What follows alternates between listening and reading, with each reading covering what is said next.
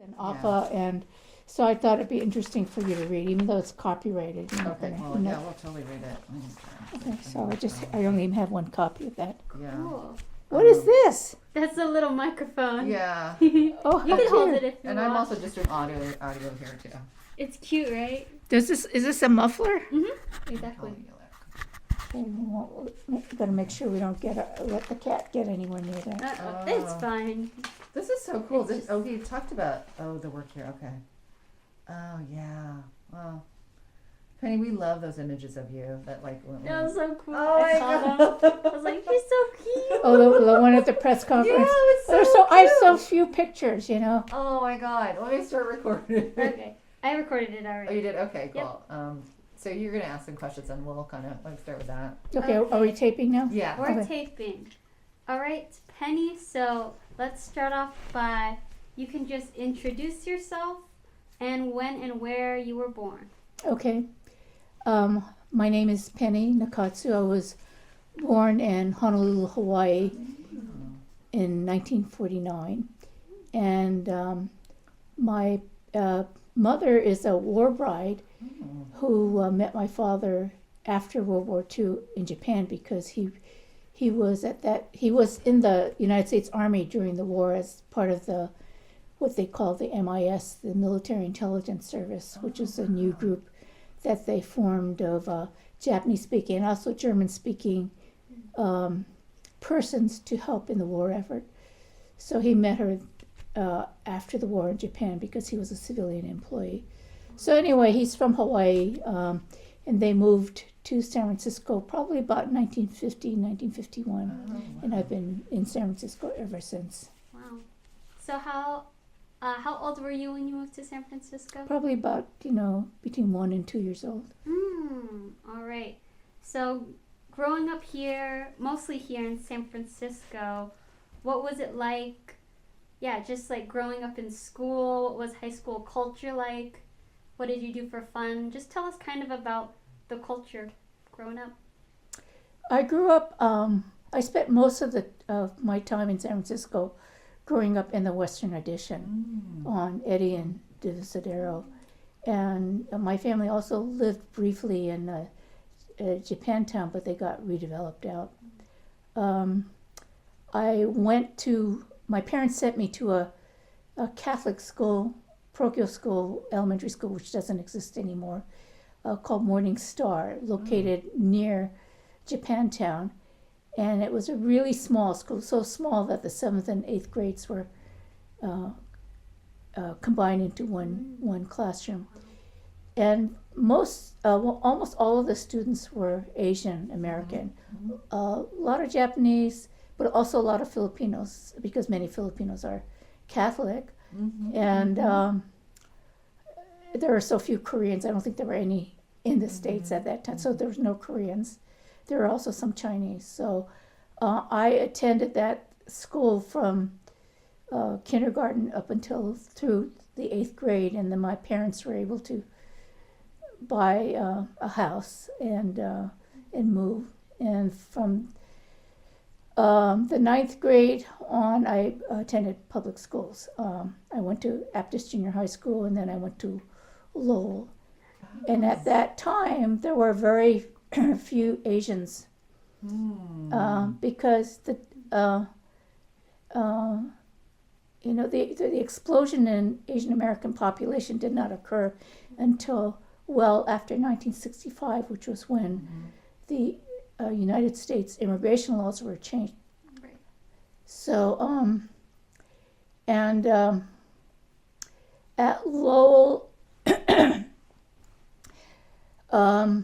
I was not particularly political. I was more interested in other things, although I did get exposure to the anti-war movement and began to learn more about that. I'm sorry, I have to stop. I have really bad allergies, so my voice tends to go out on me. No worries. No worries. That's pretty cool because we're just talking to Dan, just seeing like the similarities or differences in the stories of two strikers. I'm like, It's very pretty cool in the in their city, own right? ways. In Yeah. San Francisco. It's Very just cool in really their own interesting. ways. Well, you know who else went to Morning Star is Juanita Oh, Tamayo. Juanita, yes. yeah. We're going to Yeah. interview She, Juanita yeah, as well. she graduated. She was in the class above me. You know, I've known Juanita since Like a for a long kid. time. Yeah, right. Yeah. You know, we didn't hang out in the same circles because she was in the next class up. But yeah, and then her brother Bill. I can't call him Billy. Bill was in my sister's class, I think. Wow. So How many siblings do you have? I only have one sibling, Okay, one sister. one Okay. younger sister. Yeah. So anyway, going back to Lowell, I graduated from Lowell in 1967, and I applied to 2 schools. I only applied to 2 schools because I knew I would get in them, and they were UC Berkeley and San Francisco State. And I decided to go to San Francisco State instead of Berkeley because I wasn't interested in, you know, going to Berkeley and having to commute and being in those large, humongous lecture classes. I thought I would get a more personal education going to San Francisco State. Also, there was an educational program, freshman year program that I had heard about that I participated in called the Freshman Program of Integrated Studies, FPIS. Oh, that's so Never heard of cool. that I one know. yet. I'm like making notes. It was really an exciting program. So there are, I don't know, maybe 40 of us, 30, 40. And we went to school not in the main campus, but in what used to be the extension building on Powell Street. So each participant in FPIS was asked to select a seminar that would form the core of their studies for that year. And the seminar topics included love, freedom, I can't remember the other ones. And I chose freedom. Oh, wow. Um, It was called, this is interesting. I want to go look this freshman year for integrated studies because now Freshman they're trying to program. bring it back. yeah, well, it was wonderful. They had a similar program at Berkeley. I think it was called the Testman program, but it was different. Yeah. So I like the idea of having a seminar cohort, and I had begun to become more and more politicized about the war, and the reason why I chose the Freedom Seminar was because it was something that freedom was something that I was grappling with both personally and intellectually. Since both of my parents were not in the mainland during the war, they were not relocated. But that was something that I knew had really impacted the Japanese American community. So as my freshman thesis, each of us had to prepare a thesis, I did my thesis on the McCarran-Walter, basically legislation in 1950, the McCarran-Walter Title II, which authorized the incarceration of political dissidents along the lines of what had happened to the Japanese Americans. So I wanted to do look into that more closely. And I also felt that it was important to note the tie-in between the incarceration of the Japanese American mainland population during World War II and its genesis, as a genesis for things like the authorization to imprison dissidents. And years later, we're still grappling with that potential. Well, this is amazing because I feel like, you know, you always think about the movement for redress, but you were already in 1968 already sort of had this consciousness that what went down was so wrong. I mean, and so you did this paper.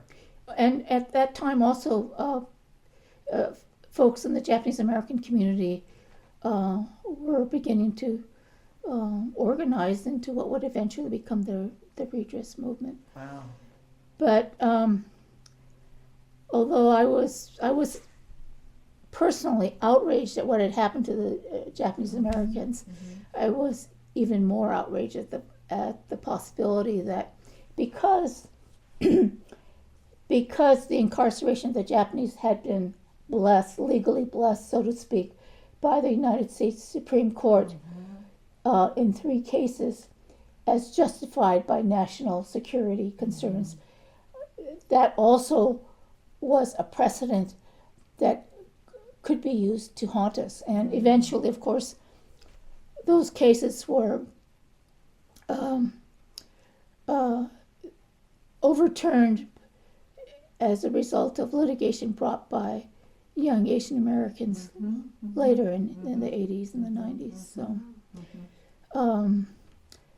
those lawsuits cannot, the Korematsu, Hirabayashi, and the Endo cases can no longer be used as precedent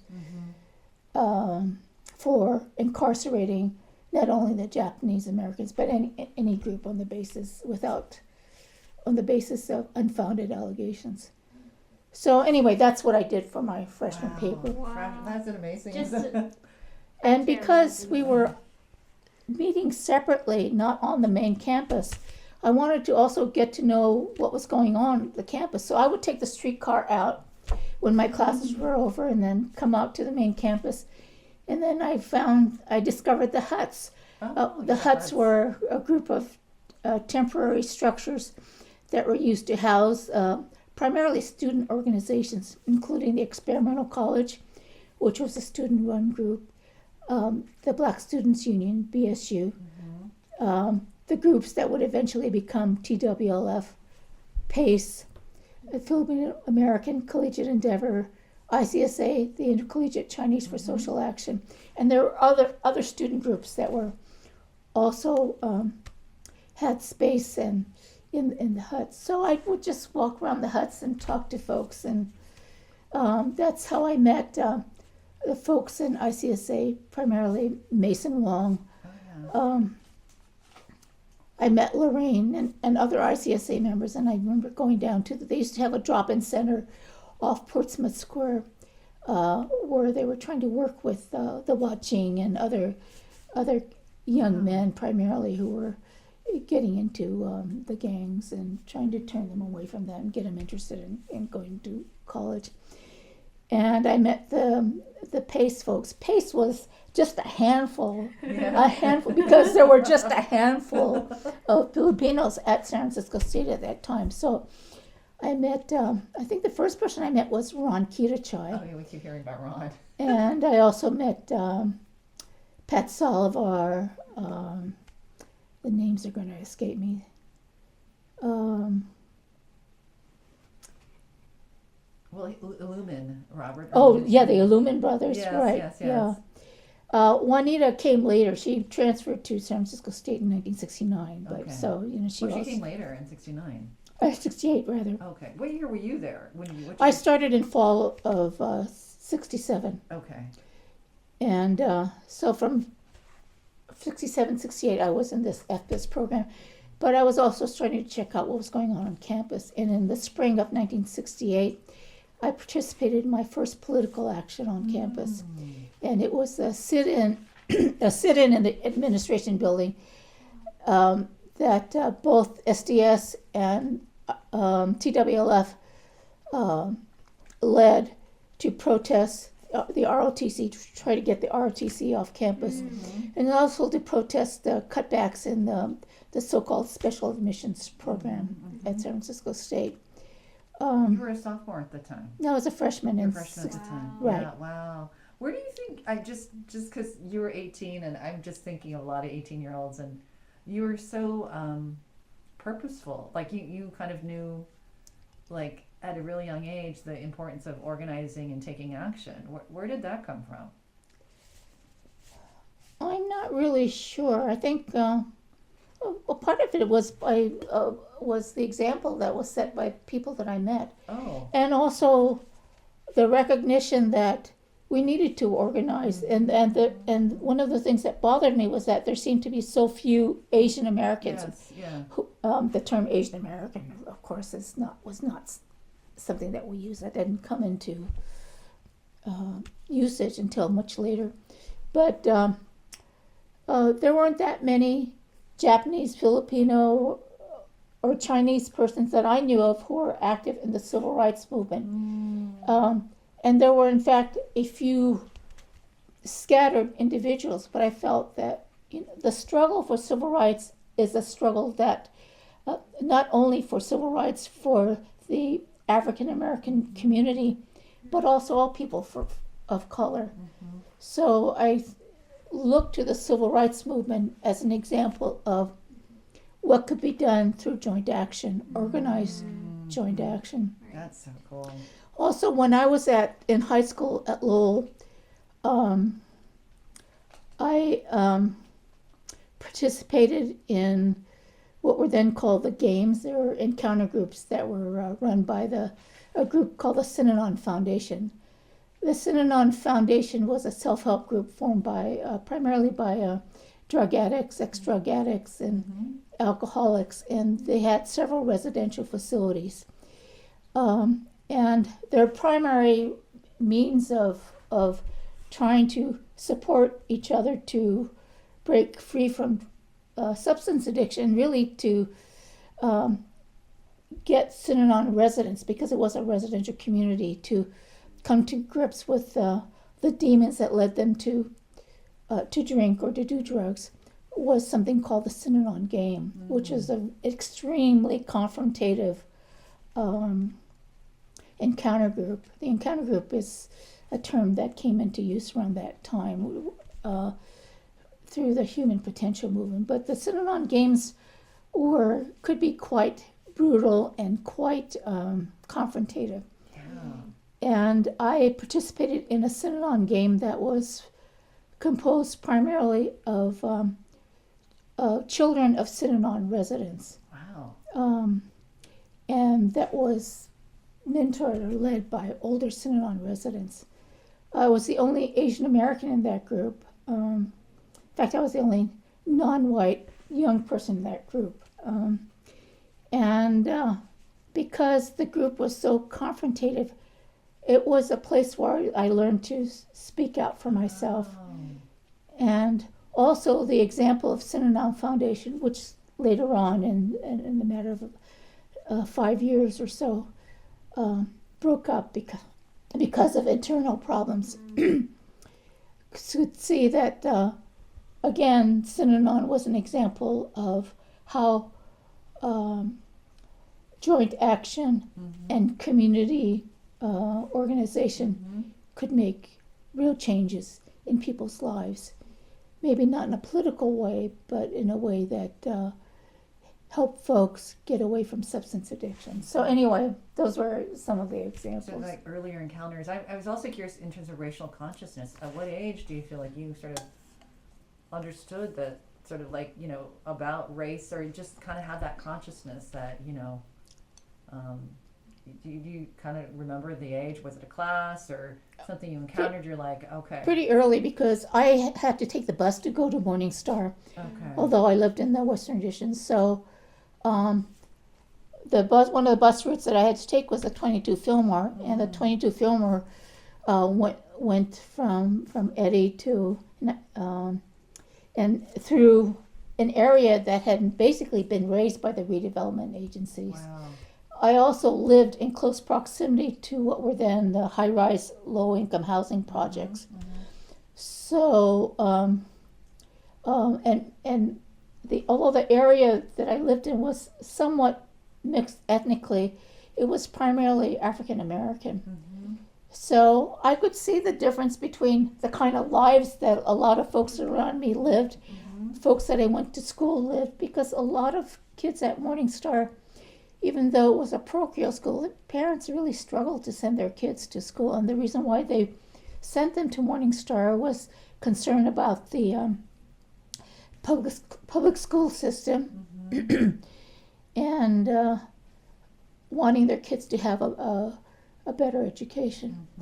So I could see those divisions around me. I used to also walk around a lot. That's what I used to do for exercise as a kid. I'd walk around a lot, and I'd walk into the nice neighborhoods, and I'd wonder, well, how come all of these white people get to live in such nice places, and the area in which I live in is not as nice?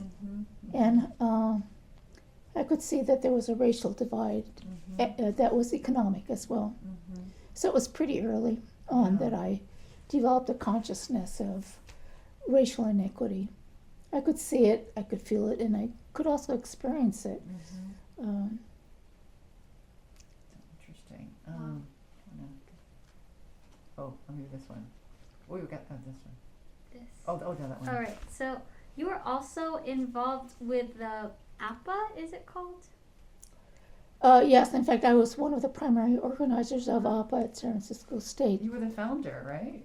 Well, I don't like to think of myself as the founder. I think actually there are a number of us who founded it, but I happened to be the most outspoken, so I'm the one that people remember. Can you talk about how you all just formed? I mean, how did that even? Well, in the spring, late spring, maybe summer of '68, another San Francisco State student, Masayo Suzuki, whose brother was going to UC Berkeley, found out about that these meetings were being held in Berkeley at the home of Yuji Chioka and his wife Emma G. They were then grad students. And those were the earliest APA meetings. So I went with Masayo to Yuji and Emma's, and that's where I met the folks who were trying to form APA. And there were Filipinos, there were Chinese, there were some Japanese, including Richard Aoki, who was one of the few Asian Americans who was a member of the Black Panther Party, very active in the Black Panther Party. So with Richard at Berkeley? Yeah. Okay.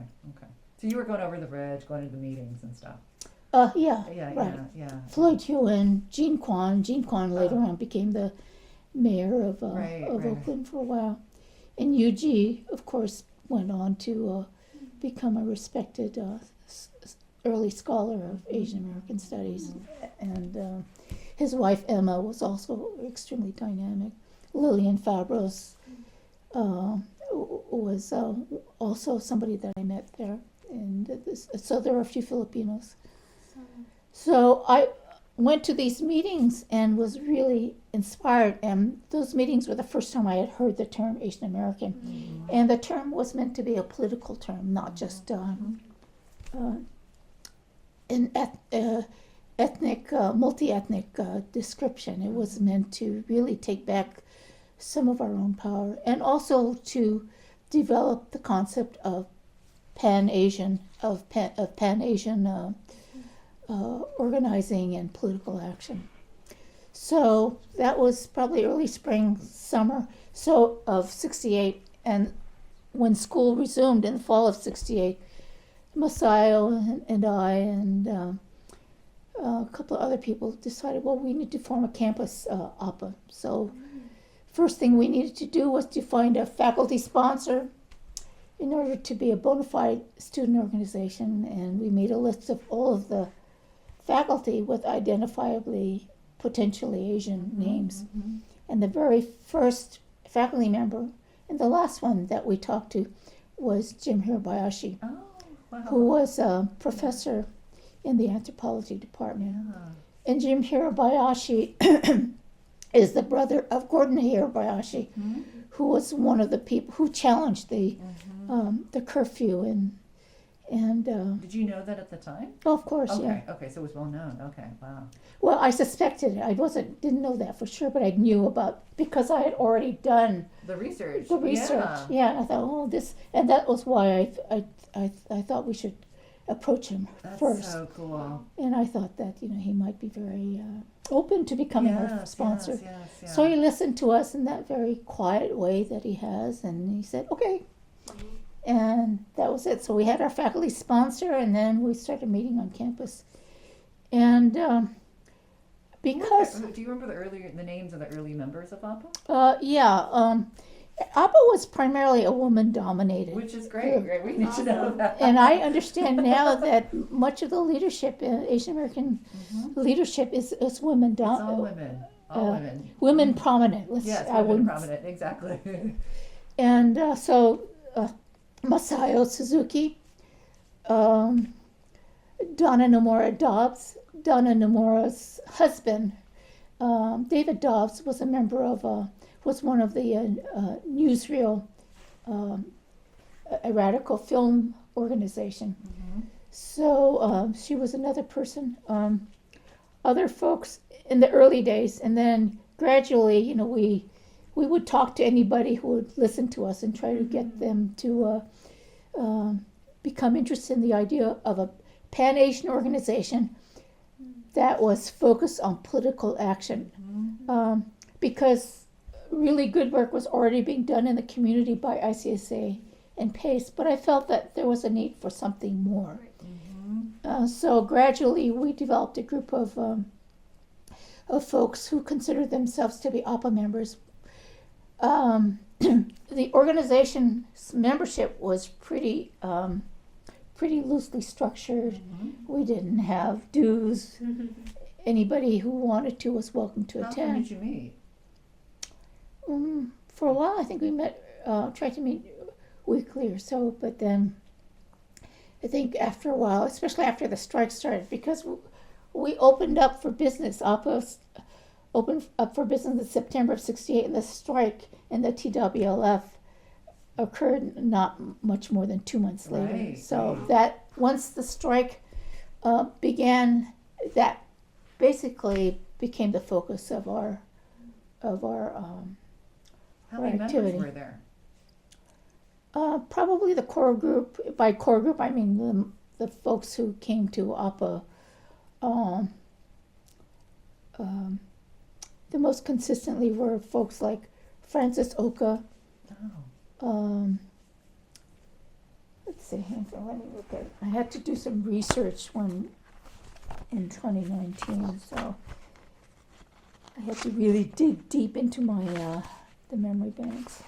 Oh, Mio Ota was another APA member. This is Oh yeah, I've seen that excerpt from a program, Yeah.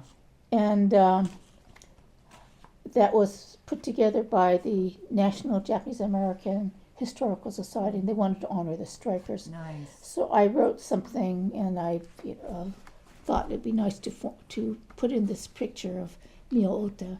Yeah, So she was another APA member. Wow. Let's see. You can't really see that here, but this is another small picture. It's actually this is also in the San Francisco State Archives, but this is Jim Hirabayashi. You can't really see it, but it's Jim Hirabayashi. He's wearing a hakama, which is a formal Oh yeah. Japanese dress, and a white top with a sword, as if he were about to commit Yeah, ritual oh. suicide, which is called seppuku in Japanese. So the sign is a portrait, a picture of him with the legend, "Death before dishonor," Wow. and Oh my god. Oh my god. that was Jim Hirabayashi. And below that is another picture, and it's also of Jim Is that Hirabayashi. picture in the archive? Yeah, it is. Okay, I'll look for it. And what does it say? We Orientals are not, may all look alike, but we don't think alike, something like that. So, By the way, in that list you have Edison Uno's in there too, right? Or he was more like a well, community- the student, he was a community person. Right, Okay. right. So let's see, Francis, Kendrick Lum, Arnold Kawano. Arnold Kawano was actually technically a community supporter, but I think he liked to come to our meetings and hang out. George Leong, Oh. who is now lives in New York. He became a cameraman or a videographer. interesting. Yeah. I have to really focus on remembering who else.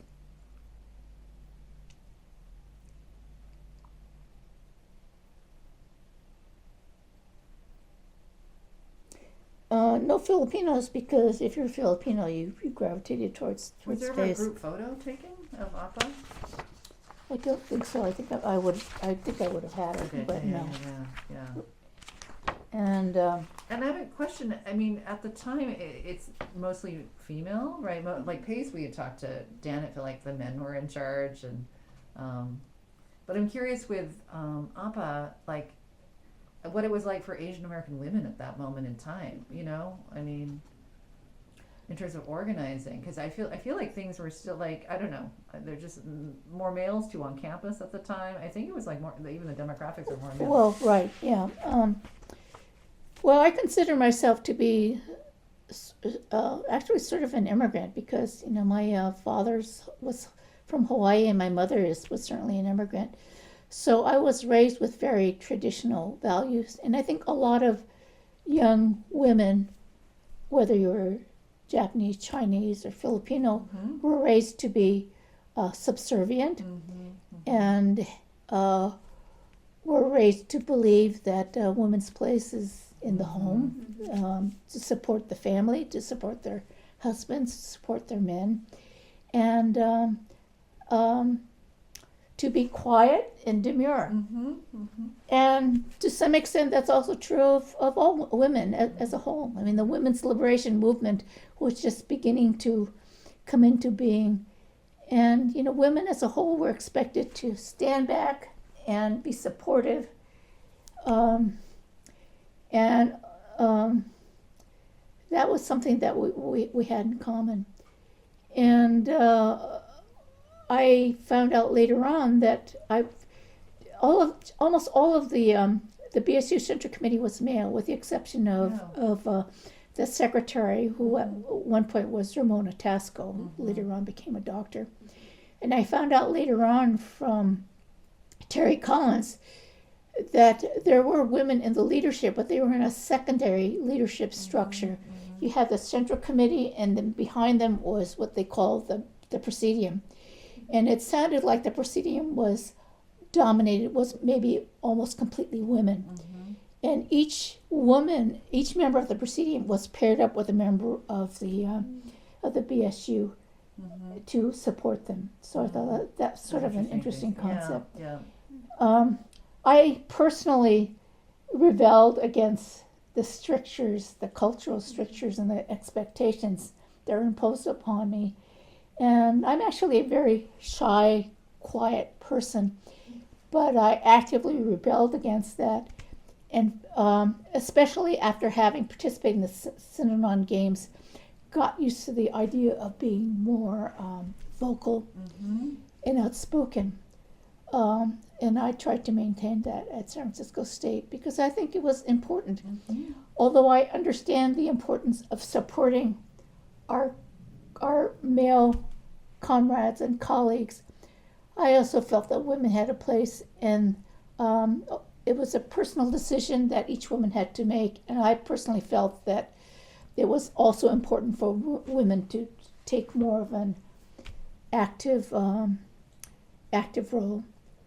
speak up, not just be supportive. So that's something that. You were incredibly courageous, right? I mean, we see you on like that KTVU thing when you're there with Roger Alvarado. Well, I tried to be. Cool. I was inspired by the example of the other third world students. Awesome. Yeah, can you tell us more about like your personal involvement, like what you attended, like were you ever in danger, or how did you help organize? So yeah, tell us more about what you did in the strike. Well, the TWLF is actually a coalition formed of its member organizations. And each member group, which included APA, had representation on the TWLF Central Committee, 2 seats on the Central Committee. And I was probably the most consistent APA representative to the Central Committee. So I attended the Central Committee meetings. I think Masayo attended many of them as well. So I did that pretty much through the strike. Once the strike started, it all became about the strike. Also because ICSA and PACE were already working in the Chinese and the Filipino communities and developing ties to supporters in the communities. APA tended to, we focus more on reaching out to the Japanese American community. So that was another thing that I did. During the strike, shortly after the strike began, there was a kind of community symposium that was held in one of the Japantown churches, where I spoke and to try to get community folks more informed about the strike. The Japanese American community was rather divided about the strike at that time, because shortly after the strike commenced, the then college president, President Summerskill, was fired, and S.I. Hayakawa, who was a Japanese Canadian, was brought in as the college president. Right. Why they chose him, I can't tell you for sure, but I think it was because he was a person of color. For sure. I think it was for brought sure. in to Oh, try yeah. to divide yeah. and conquer. Yeah, how did that feel when you all realized he became the president and was sort of trying to?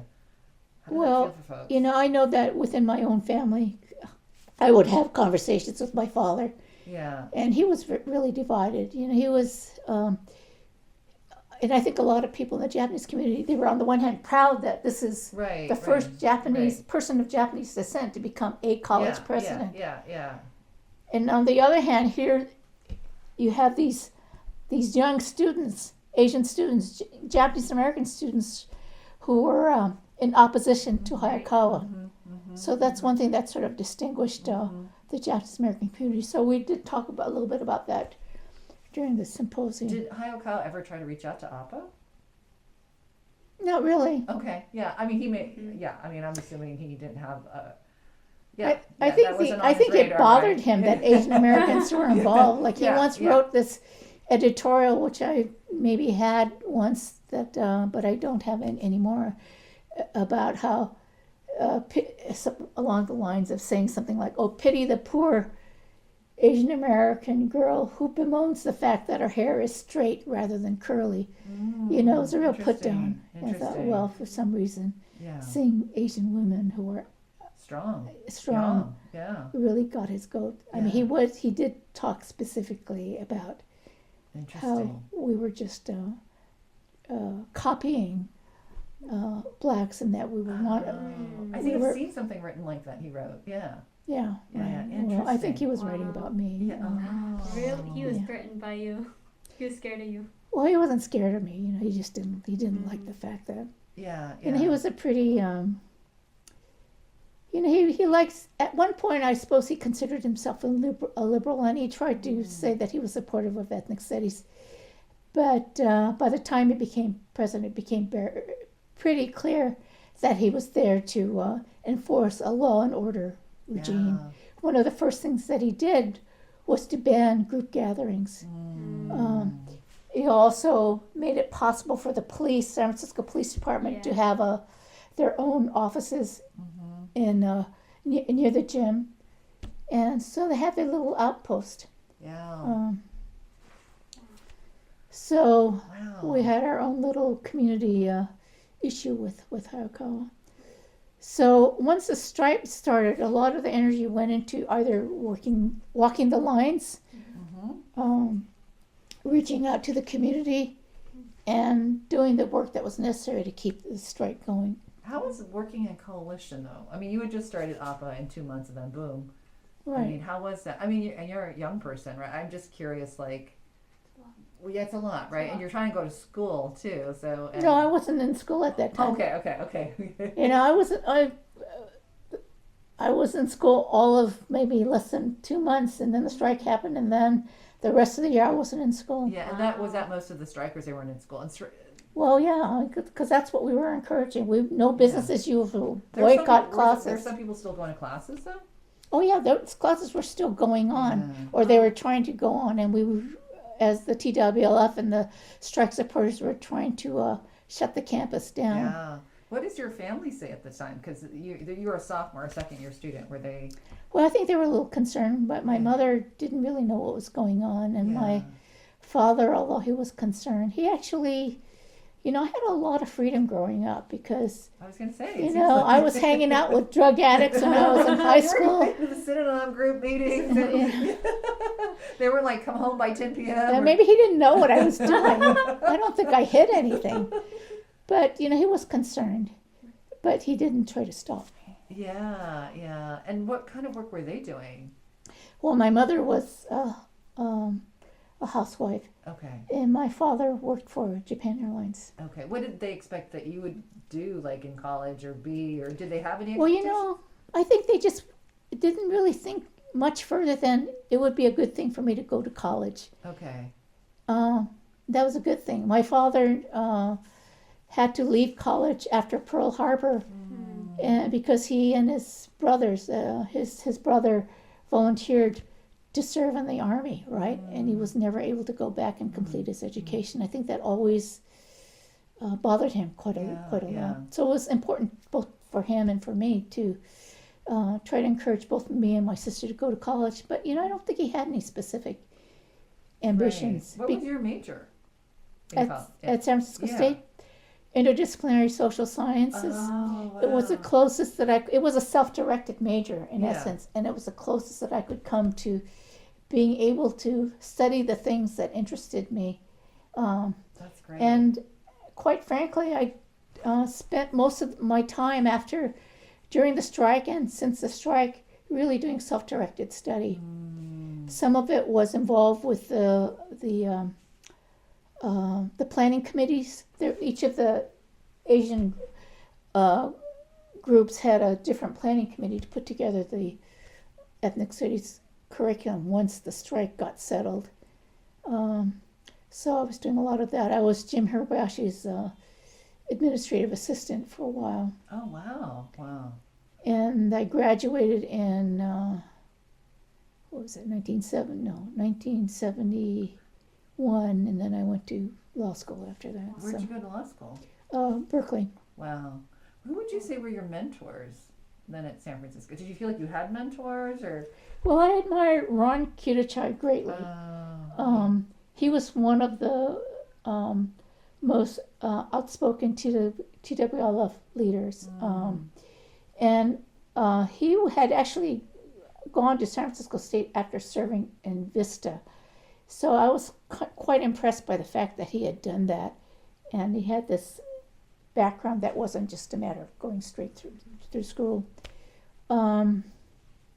Mason Wong. Yeah.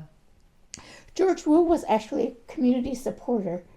But, I kind of, although I had my differences with George, I also respected him. Yeah. Also, Alice Barkley was a community supporter because of the work that she did with the Watching.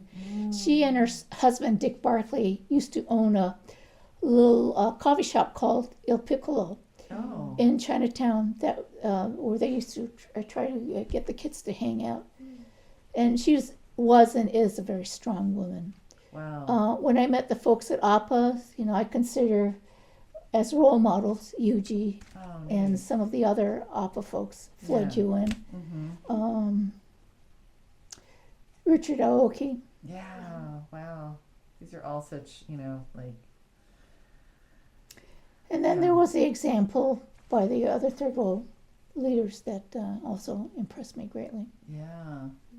And within the Japanese American community, there were folks that I admired greatly, like Edison Ono, Yes. I who always was wanted one to of the meet leaders, Edison. who became one of the leaders of the redress movement, Right. and was one of the first supporters of the strike. He did a lot to try to generate community support within the Japanese American community for the strike. So cool. So many cool figures here. Yeah. Okay. How are we doing? We'll do it. Maybe do one or two more questions. Yeah, so what was I going to ask? Oh, I was going to say, so you were mentored and involved very young as a freshman, sophomore, but Well, I didn't really have any formal mentors. I don't want to make it clear I was my own person, right, but I looked to the example of many of my cohorts. awesome. Yeah, and I'm guessing that role switched it a little, and a lot of people look to you as a mentor or someone to look up to during and even after the strike. So what was that like, kind of being the face of leadership for a lot of people? Well, it was a big responsibility, and during the strike and afterwards, I had developed a very different persona, public persona, from the person that I had perceived myself to be, actually.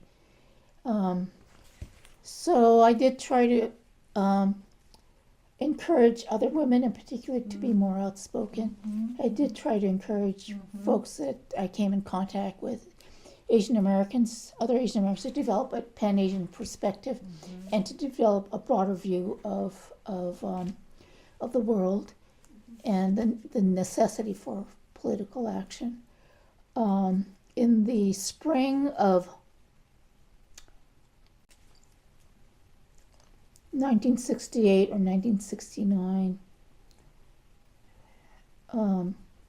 there was a conference called by the Black Panther Party.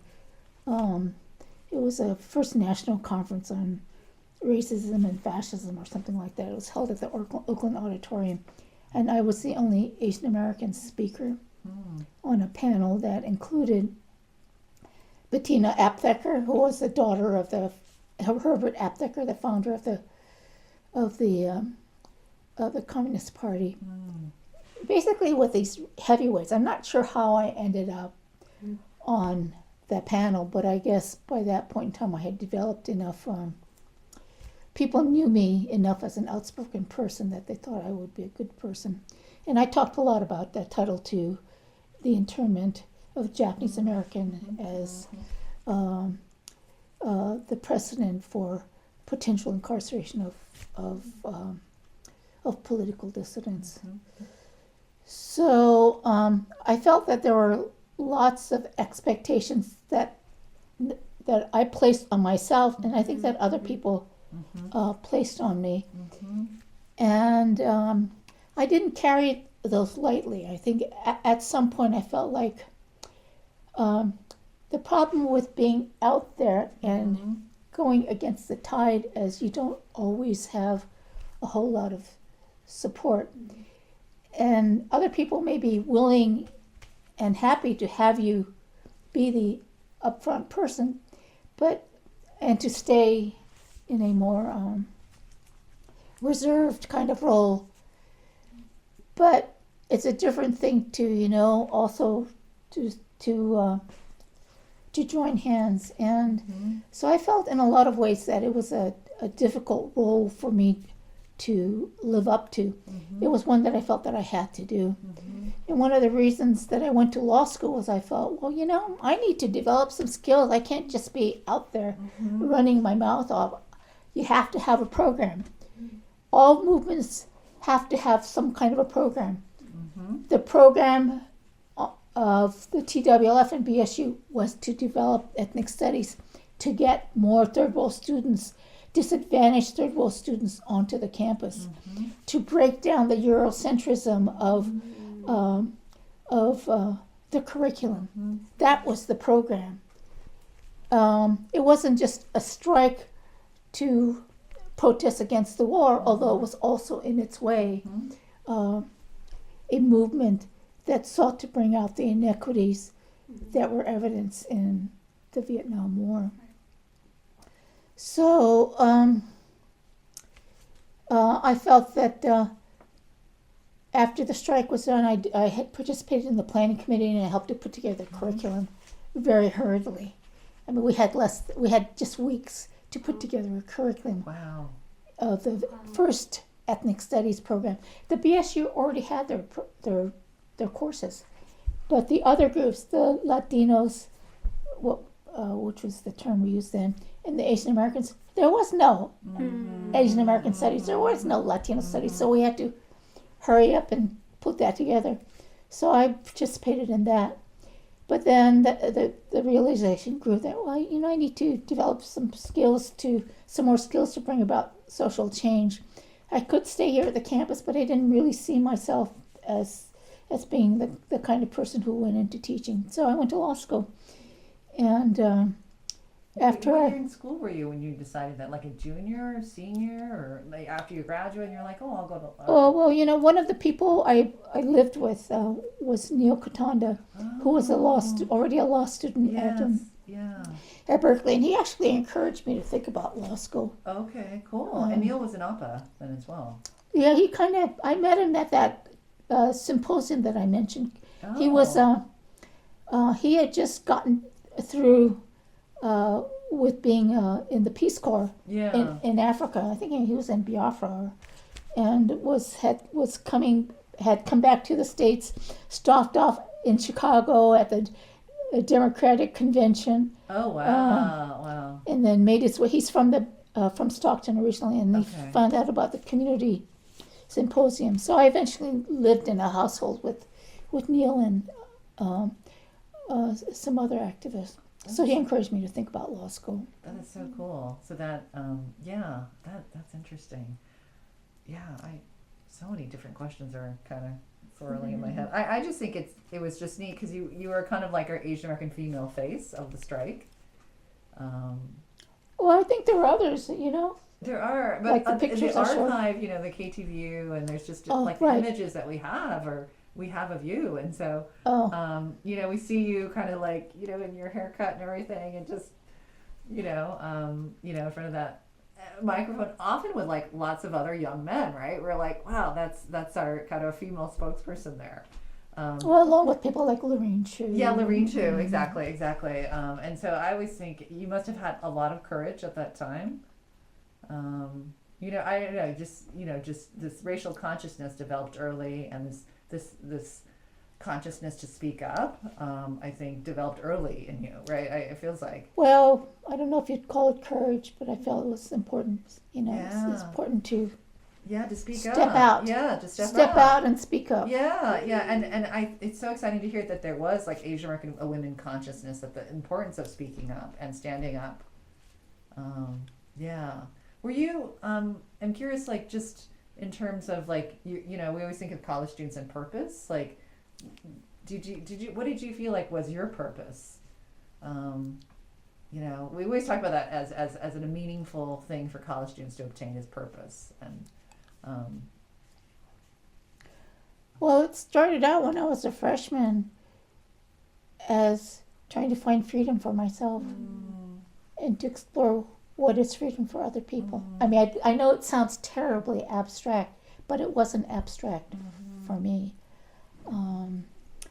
And Freedom from yourself, that- like a self-discovery, yeah. right, And and knowing the U.S. past, like with the Japanese Right. American incarceration. And, also there was so little said in my family. yeah. I realized I knew very little, and finding out about the camps, the incarceration Yes. for the Japanese. I mean, that brought up tremendous anger, and then when I saw the connections, it really widened my horizon. So I think. And did you see a connection? Because I know Martin Luther King was assassinated like in April of 1968. I don't know how that impacted Asian Americans, but did that impact you, that assassination, also, and just in your own consciousness as you were developing? Well, it was one of a number of events because Yeah. it felt like it got to feeling like we were close to igniting the whole country. Right. I can't speak for other people in the community. I think there was great sadness. Certainly, there was great sadness on my part. Yeah. And then Robert Kennedy was assassinated shortly thereafter. So all these progressive leaders that were advocating for social change getting Right. assassinated. Yeah. Yeah. It's interesting because I always think there's parallels to the 68 to what students have been experiencing, 50 years later. So. And then before that, 2 years before the strike, there were the Watts riots. Yes. Yeah. And then in the early 90s, there was the Rodney King. Right.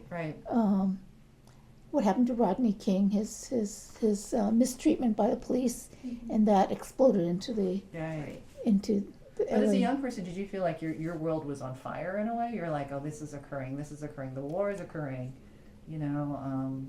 there's been these 2 assassinations, and just like this, kind of. Well, I was slow to make those connections. That didn't really happen until I got to San Francisco State. Okay. So the experiences that I had at San Francisco State, and to a lesser extent, even before that, slowly ignited my consciousness. Yeah. Because I'm seeing that with young people now, the fires, I mean, everything just that's occurred, the pandemic and a kind of Right. an awakening. Yeah. Well, we're negative, by the way. Oh, okay, that's good. Yeah, I love that's realized that, I mean, the strike, I mean, the key leaders were mostly men. Yeah, they were, but I wasn't doing it for myself. I really felt like the women needed to be. I don't know. I just had trouble with just taking a totally subsidiary role. Yeah. I didn't think it was healthy, for one thing. Right. Anyway. And so, but it was, I mean, I just think it's amazing in 1968 you had that consciousness. But there are a lot of women who took leadership roles in a quieter way. They may not have been spokespersons. Like Lorraine. Yeah. And there's Betty, who's very. So I think one of our first questions is what was that like? I mean, it was primarily male on the Central Committee, and I think you answered it. You were saying that you felt like just as women we needed to speak up or we needed to be a leader. But that takes a lot of courage. So I'm always curious where you got that courage and Anger. Anger motivated me quite a lot, and actually, in some ways, it's something that I've had to deal with throughout my life. But anger about personal experiences, anger about what was going on in the world, and a pretty deep anger about the oppression that I personally and other women faced. I mean, I was very deeply conscious of that. Even as a kid, even though I would not in a more less conscious kind of way. Yeah. It came up in the form of questions. Well, how come there aren't more women? That kind of thing. How did you become a leader within APA? Well, APA was a very democratic group, and actually APA was women. I think the key figures in APA were mostly women. I mean, APA we didn't exclude men. Yeah. But the person who I think is principally responsible in a way for telling me, first of all, about the APA meetings in Berkeley is another woman, Masayo Suzuki. Very quiet, very small. She looks like the stereotypic meek Japanese feminine. And she was an art major, and her brother was going to Berkeley. So, and he had started going to the APA meetings. So Masayo told me about the APA meetings in Berkeley, so I went with her to Berkeley to those early APA meetings. And how'd you meet Masayo? Masayo? Yeah. I really don't know. I just remember somehow I hooked up with her. It could have possibly been because I used to hang out a lot around the huts, which is where the TWLF offices and the student offices were. So, and she was going out with a guy who was involved with the tutorial program, and she may have been involved with the tutorial program, and that was a program that also had offices in that area. So that could have been the connection. And then in terms of an Asian American consciousness, right? To join APA, you would need to know that you were part of this community. Well, there wasn't really anything to join. We found out about these meetings. That was a group of individuals who were trying to form an organization. So there was no APA at the beginning, but a lot of discussion over at UG, at the home of Yuji Chioka and Emma G, his wife, and Floyd Hewen. Prior to your involvement with APA or this organization, did you think, all of us, even though we're all really quite different, we're Chinese, Japanese, Filipino, that we have a commonality? Oh, yeah. Okay. I went to a Catholic parochial school, very small school, doesn't exist anymore, and most of the students were Asian. Chinese, Filipino, Japanese, primarily Filipino and Japanese, and I think there was a certain kind of I think that it was kind of, even though I didn't like some of the aspects of being educated by the nuns, because they're fairly strict. I think in retrospect, going to school and being educated with other Asian kids sort of gave me a different perspective than I might have had if I had come up through the public schools. And it also gave me a view of other Asian cultures besides a Japanese culture. Yeah. Did you know at the time, as you were forming APA, that you were actually doing something like radical and kind of? Oh yeah. Okay, because like every Asian group had never really kind of come together per se for something. You knew at the time that this was like this coalition building. Right. Was radical. Oh yeah. Okay. It had not happened before, to my knowledge, and I had not been all that political until I got to San Francisco State. Yeah. And although I knew about scattered organizations, that's, for instance, the JCL, Japanese American Citizens League, which is sort of kind of a civil rights organization, I knew of no pan-Asian American organizations. So I thought, there's a real need for that, because our destiny is tied together, because no matter what our particular ethnicity, the color of our skin is going to mark us. That's something that we can't really change. And whether we like it or not, our destiny is tied together. I mean, even now you see it in the way that majority culture still continues to treat Asians. Right. Do you think that coalescing worked because many of you grew up together and you know what I mean? Like, because you talked about Morningstar, and I think coalescing worked because we had a common, very deeply held belief that Asians needed to become more active, and we needed to have a vehicle to encourage more Asian American political activism and developing a pan-Asian culture, rising beyond cultural nationalism. Right, right. I'm not saying it's bad to be proud of being whatever your ethnicity is, but if that's all you see, if that's all you connect with, that's a very narrow perspective. It can be a very narrow perspective. Right. Yeah, no, I think, so at the time you knew what you all were doing were radical and that you were bringing people together to make some change, and you knew that if you came together with just more power also as well. Yeah, I don't know how, I did have a sense that this is important stuff. This is really important. This has not been done before, and this had the potential of becoming something, that could really get going. Yeah. So interesting. It's interesting. We've talked to some people, and they said they didn't know at the time that what that was occurring was going to be historical. They were just there. Oh, I knew it was historical. Yeah. Just based on my own personal research and observations. That's great. So you said that a lot of what APA was this collaborative effort with everyone else. We're wondering if you could just help us define what solidarity looked like at that time, and what were some key factors that made solidarity happen? Well, solidarity,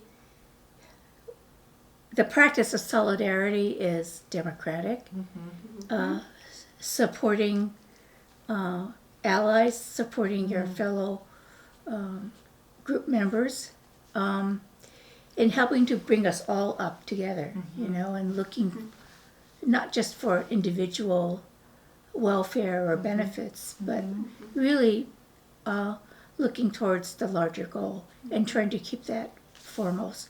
And also with respect to the other third world groups, realizing that our destinies are linked together. So it's not just intra-ethnic, intra-Asian or solidarity, but it's it crosses. It goes across the board. When you were, as you were part of the central committee, I know those meetings you had many meetings, and when you were there, like, what were like the things that were occurring that you felt like, okay, this is solidarity, this is what we're doing, like, what actions did you see happening?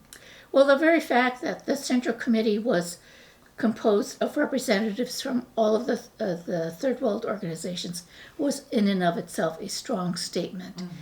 And although the groups varied in size, the BSU was the largest and the most organizationally well developed. Within the Central Committee, the votes were taken pretty much on the basis of the organization. And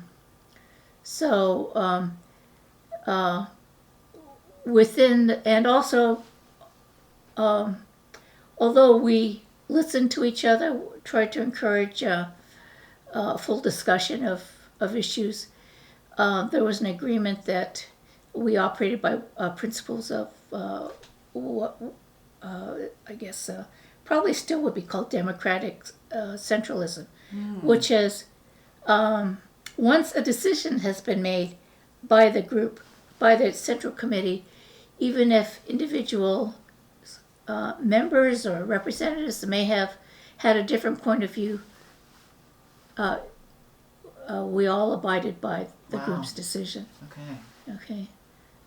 That was a really important principle. Of course, because there's so many voices and all I could see. So there was general committee, and then would you report back to like a larger group? Well, we all reported back to our constituent organization. Okay. Right. Structurally, I don't know. Possibly the BSU. Okay. The BSU Central Committee had a lot of people who I think were very organizationally well versed and gifted, and many of them were also involved in the Black Panther Party, and many of them were older. Many of the BSU Central Committee guys were military veterans, Right. so they had that life experience as well. And many of them had already been deeply involved in working with the community. As they would say, there's no differentiation between black students on campus and the black community. Right. Nesbitt had mentioned that there was a vote, right, about the BSU had whether they wanted to join with the Third World Liberation Front. I guess some vote, and they voted for internationalism. They said that's their ideology, but they were like 2 votes short of, just going in and on their own or kind of coalescing with everyone else. And so he said internationalism guided the BSU at the time. There's Nesbitt and Terry Collins are among the strongest advocates of taking an international perspective.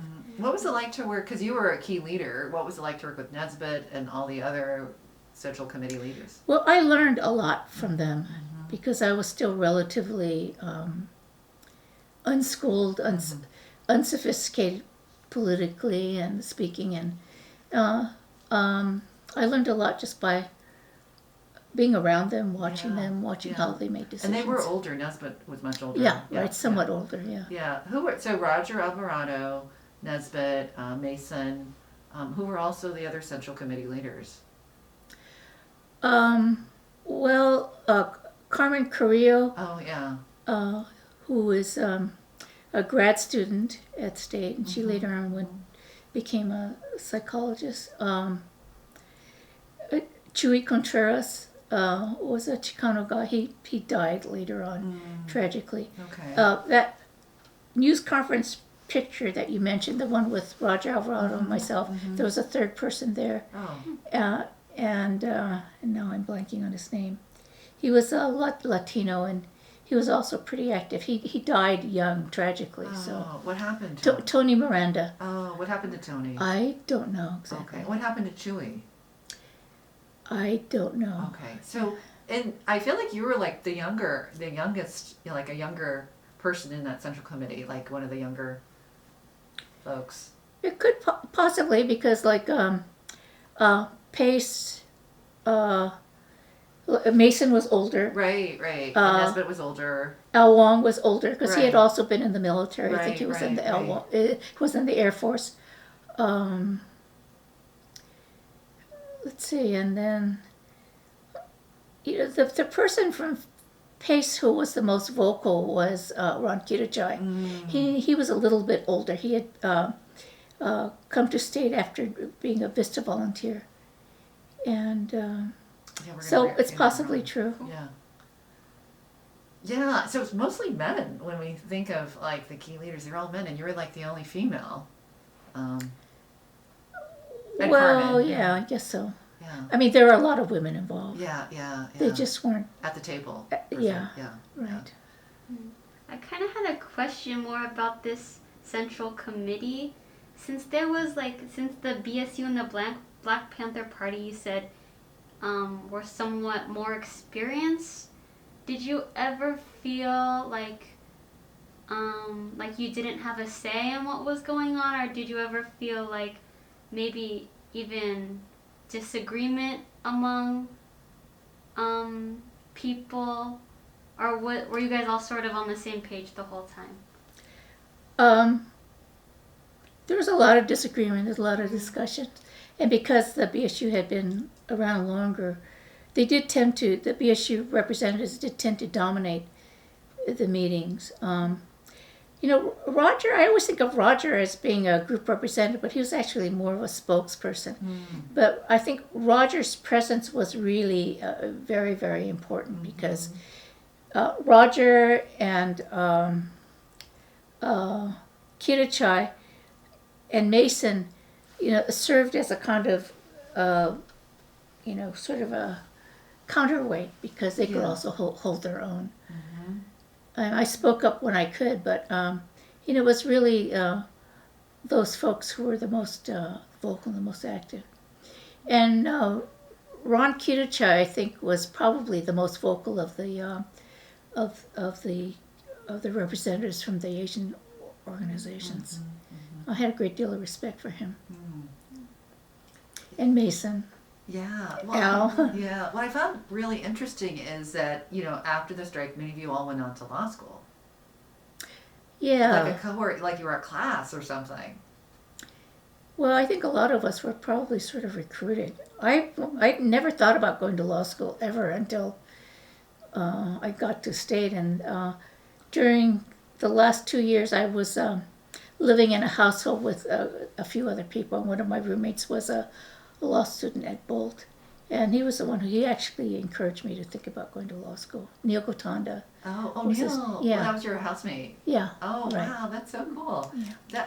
Yeah. So, and it's interesting because there was other folks that got recruited to go to law school as well. Right. Well, I felt very keenly that I needed to have, a set of skills other than I didn't really have any skills to really move forward with, continuing to try to promote social change. So law school and becoming a lawyer possibly seemed to be a good option to pursue. Which is amazing. And then it seemed like folks from the strike, like Terrence went to law school. Mason said he was there just for a year and then dropped out. And then I think Bernard, or we need to interview him, but his first name starts with B. Oh, yeah, right. Yeah, I think From BSU, yeah. Bernard Skinner? No, Bernard. Well, do you remember, was there a cohort of strikers that were going to law school at the same time? It all happened. It didn't as if we got together and said, well, we need to go to law school. Yeah. It just kind of happened. How many, do you remember everybody? Like, you were like, like there was a contingent of SF State folks that were in, like, Bolt at the same time? Oh, let's see, who was that? Bolt at the same time. Well, Terry Terauchi. Yeah. Where did Terry go? Did he go to? He went to Bolt. He went to Bolt. Yeah. He was in your same class? Did he go to Bolt or Hastings? I think he went to Bolt. Okay. Dan went to Hastings. Okay, right, yeah. And there were some others too. It's not Bernard, but he lives in Hercules. Bernard Skinner, isn't that his name? Yeah, but he's Asian American, Chinese American. Starts with a Oh, B. Chinese. It's on my phone. It's somebody's uncle that we're trying to also track down. I don't remember. My memory is. He went on to go work at Social Security after he graduated, but he was part of APA. Oh, so I know who you mean, but I'm. The name, it starts with a B.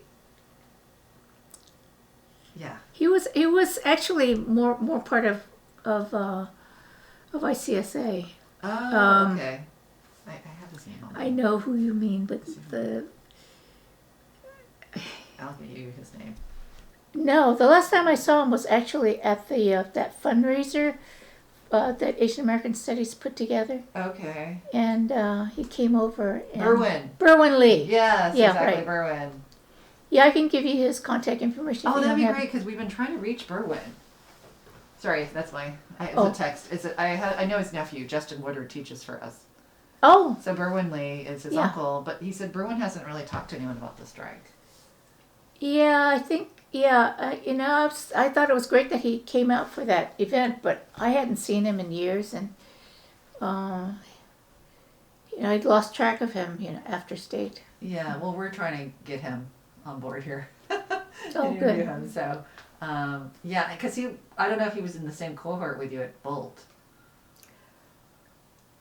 Because I felt like Mason went to law school, Berwin went to law school, Yeah. Terry. Also there was a Daryl Inoue Oh. who was an APA person, and Okay. he was he went to Hastings, and he was with the Public Defender's Office for a really Wow. long time, and then also I don't know if he's still in private practice, but So those were like the Asian Americans. Were there Terry Terucci, Oh yeah, Terry. Yeah. Were there others that were, from the BSU that went on to law school? Jerry Bernardo, Oh, Jerry. That's right, Bernardo. Benny Stewart, Oh, Benny Stewart. Yes. Ramona. Ramona went on to become a physician. Well, yeah, she decided she was Oh, thinking was she- about law school, was but she then was she thinking- decided to go to. So she actually went to law school for a No, little. no, no. Oh, okay. I don't think so. There's another woman, Latina. Carmen Correa later on went to law school in Carmen, Hawaii. I never talked to her There about was that. another woman who was part of the legal committee. She's come out to things. I need to remember her name, but it's my phone, I think. The legal committee. Yeah. Speaking of the legal committee, have you talked to or thought about talking to?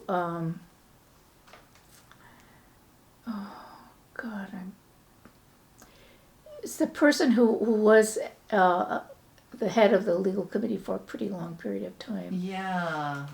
She's actually Jewish. I can't remember her. Yeah, I was gonna say a white woman, right? Yeah, she was married to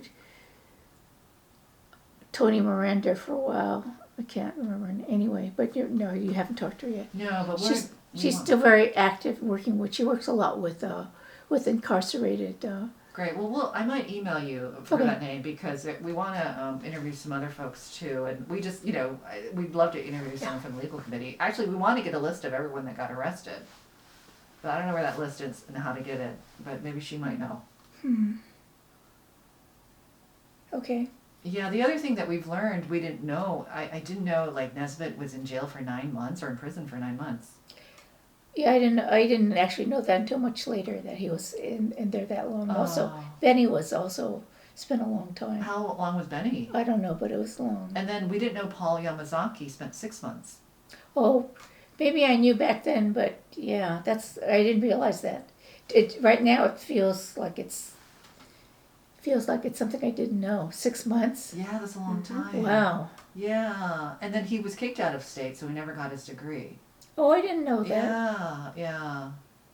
So, and his story's so interesting too, because he said, I don't know, I guess his own racial consciousness. There was some meeting, I don't know if you were at the meeting, and Terry Collins was there, and they'd organized it, and he was like, okay, all the people of color stay, and everyone else can leave. And so Paul decides to leave, and he's like, because he doesn't think he's a person of color, and Terrence is like, you stay. That's funny. Yeah, and that was like his kind of racial consciousness awakening. Remember That's that? where it started. It's where it started for him. Yeah, he was actually more. I thought of him as being more identified with the SDS and the PL people, Yeah. and then he started hanging out with the the rest of us colored folks. So. Well, maybe after that, Terry's like, "Hey, you stay." Yep. But he's also really interesting too. Because there was Francis. Francis Oka. Francis Oka, yeah. Francis Oka used to work at City Lights. Right. And his girlfriend, Jane Tabata, was also involved in the strike. And Francis Oka, he was a gifted poet, but he died tragically very young around that time because he was killed in a motorcycle accident. Yeah, yeah. I'm just curious if, I don't know, are there pictures? You don't have a picture of just everyone of Appa at one point. No, sorry. Yeah. But he was saying Francis Oka was really influential for him. Because I guess after he got arrested and was released, I guess Francis helped him get a job at City Lights. Yeah, Yeah. that I knew. Yeah, so we were like, and I think we're going to interview Paul and ask him more about Francis. We'd love to see if there's a picture and hear about even Francis, because he said Francis recruited him to be part of APA. Oh, I didn't know that. Yeah, so Francis was really influential for him. Yeah, I didn't realize that he had spent that much time in jail. Yeah. Wow. And that he had actually gotten kicked out of state. He did. But again, he was another person that I followed Penny. Well, I don't know about that. Yeah. Very kind for all those people to remember things that way, but. Yeah, no, there's some sweet memories and stuff of that time. Some questions, right? Yeah, well, something that's coming up, so it's like after the strike ended, some people got kicked out, some people continued school, like some people graduated. So what was it like being on campus after the strike, and like did these meetings continue, or like were there more action plans? What did that look like? Well, the strike ended, it was settled. In what is it, March of '69. So, and the settlement called for, we thought we got what we wanted, we were at School of Ethnic Studies, and so we had to gear up all of a sudden really quickly to put together the first classes. Now, the BSU, the Black Studies program, was already pretty well developed. But the other components of, we wanted it to be a third world studies, but I'll say ethnic studies because that's what it became. We didn't really have a curriculum at that point. I think maybe Professor Juan Martinez may have taught, but there was no Asian American studies, so we had to really, work really quickly and really fast, and each of the Asian American ethnic groups, worked with the community to put together curriculum planning groups, and that's how we managed to cobble together the opening curriculum. Wow. But there were no texts. We had to make them up or cobble it together from articles. There's for the Chinese, there was a book called Chinese in America, which was long out of print, and that was the only book that I knew of. Maybe there were others, and they were using Xerox copies of that book because there was nothing for the Japanese.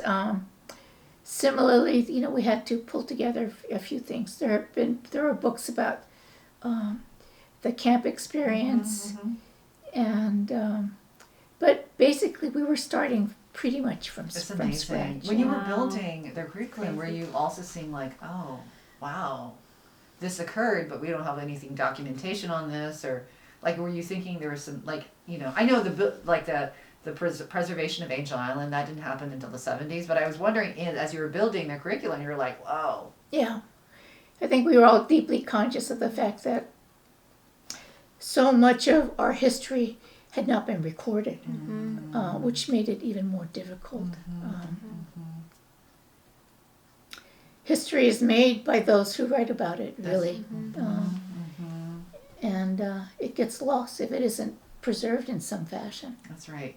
As a young person, as you were building the curriculum, was there something about Asian American history you're like, darn, I should have asked my grandmother about that, or I should have asked my uncle? Was there some point in history you're like, oh man, I want to know more, or Well, I always had questions, but within the Japanese community in particular, I think maybe in the other groups as well, Asian American groups as well, there was a tendency for the older generation not to say very much, particularly if they had come from really difficult circumstances and they didn't want to burden the kids with them. Yeah. So they just didn't talk. Yeah. My dad had been in the army during World War II, and I'm sure he saw a lot of stuff. He was with he fought in the Pacific, and he was part of what they call the military intelligence services. Oh, So, wow. he helped interrogate Japanese soldiers and that kind of thing. And as you got older, were you like, oh man, I should have asked him about that? Well, yeah, and Yeah. he just never seemed to want to talk. And by the time I got it together to really start pressing, my dad had already passed. My mother's from Japan. I know virtually nothing about it, but I don't think that's unusual. I didn't think to ask, and by the time it came up to me as something that, hey, this is something that I know nothing about. It was too late, and Yeah. Well, and that's true of a lot of people. it is. I have to say though, with ethnic studies, there is that honoring of the past. So we make them go interview their That's parent good, that's or their good. grandparent about Yeah. some particular event. So that's just part of the curriculum. Yeah. Part of the curriculum. Well, I think also ethnic studies has given rise to organizations that are concentrating on preserving, recording, preserving the history. So I think I consider that to be one of the, not that such organizations didn't exist to some extent, but I think they really really began to flower and came into more prominence after this. Exactly, and I do think that is one of the legacies of ethnic studies, is to preserve history and to remember it. I mean, kind of like what we're doing here, and to share it with different generations. Yeah. And so, Right. I mean, Yoko, you had been doing that too in your courses, interviewing folks in. I'm taking Asian Americans of mixed heritage because I'm biracial class, and so one of the assignments is to interview someone who is biracial over the age of 25. So I'm excited about who I'm going to interview and what they have to say as an older biracial person. So that's exciting. I think that's just one of the teaching methodologies in ethnic studies. Great, let's go back to our questions. Oh wait, I have one more Go question. ahead. So you said that a lot of the information you had to go get yourself. What are some other ways that you would collect information? You said you found articles and books. Working with community people, Community people. so even if they hadn't written or most of them weren't scholars, but they had life experience, so we tried to tap into that wisdom. Yeah. Did you feel like it was always accessible, or were there times where you're scrambling to find a person with a certain story? Major scrambling all the time. Major scrambling. Yeah, at the time too. I mean, there's so many pieces in Asian American history that you're like, wow. I didn't know. I was curious if the preservation of Angel Island really also emerged from just people, because Angel Island wasn't preserved until the 70s. Right. I don't know. I suspect that. Just when people realize, wow. Yeah, I think possibly. I think there are lots of things that were kind of a ripple effect of. Yes, a ripple effect. Yeah. Yeah, and a consciousness that emerged. Yeah. We need to do something. A lot of the community organizations that are still around were organizations that were formed by around that time period. Some of them were veterans of the strike or young Asian Americans who have been influenced by the strike and ethnic studies. What is it? Is it CCDC, which is a housing development corporation, is an example of a Chinatown-based affordable housing group that was formed really by our contemporaries. Kimochi, which is an organization to help the elderly in the Japanese community. It serves not just Japanese, but it was formed historically to form Japanese, the older Japanese. That was formed. That was an outgrowth of the strike. Yeah. By the way, was Jeff Morey part of APA? Jeff Morey was a few years younger, Okay. so he came. No, he wasn't at state then. Okay. But I remember we went out to George Washington High School and talked to Oh. Jeff. He was one of the young student leaders at that time. that's Yeah. fine. Yeah. Do you remember? Did APA do community service? Like, were they doing? Or were you all individually going to tutor and do other things? Well, we weren't formed as a community service organization, and there were individuals who were sort of who were involved in community service, but that wasn't a focus of APA. Cool.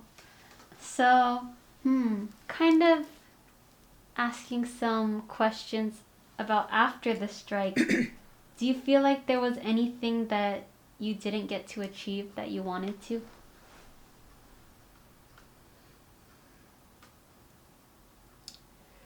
Well, I think it would have been good if APA had been able to continue on at San Francisco State, but because APA is a student organization, there were so few of us once we left. I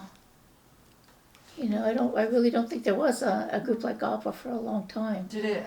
I'm wondering when it kind of Yeah, same. disappeared. It lasted for a while, though, right? Well, yeah. Once the strike ended, though, there were so few of us that a lot of the efforts went into working on getting ethnic studies together or community work, and there might be need a little resurgence. timeline, Timeline of where. Yeah, of APA. It'd be interesting to get a timeline of APA.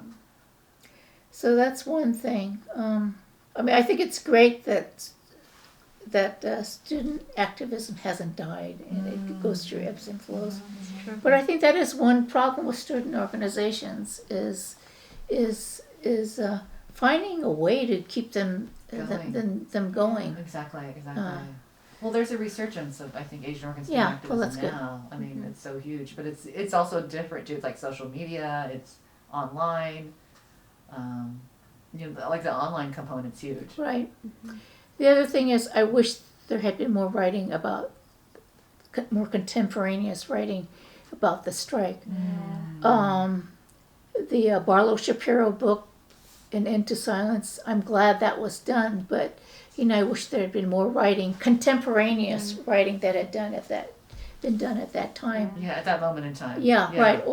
And even now, I know. there's very little that's been written since. Exactly. Well, that's why we're doing this digital archive so that people can, Yeah. write about it, reflect upon it, teach about it. I'm really about teaching about it because, as of state students, when you hear about it, there's such pride in this legacy, that you were part of. So, I mean, it really just, we don't have a football team, but we have the SF State Student Strike. Right. And it's important to remember that ethnic studies wasn't given to us. We had to fight for That's it. right. That's right. I did think there's just something beautiful about you guys just like doing what you do with like, let's not write about it, let's not try to pause to videotape anything. There's just something beautiful about like, this is where we are now, let's run with what we have. To some extent, I really feel that when you come from nothing, when you're starting from nothing, Right. that's both kind of daunting, but it also, It's an opportunity. it's a real opportunity. And I love that how you said, like, Penny, that you knew that you all were doing something kind of revolutionary when you were all working together across different ethnic groups. You knew that this was monumental. Like, I appreciate that you knew at that moment in time what you were doing was radical. I mean, that's amazing. I think other people knew it too. But you were like 19. What's so funny is that Dan said the opposite. He was like, we didn't know what we were doing. We just knew that it felt right. Oh my god. We just knew that it felt right, and we didn't know that it was going to be revolutionary or historical.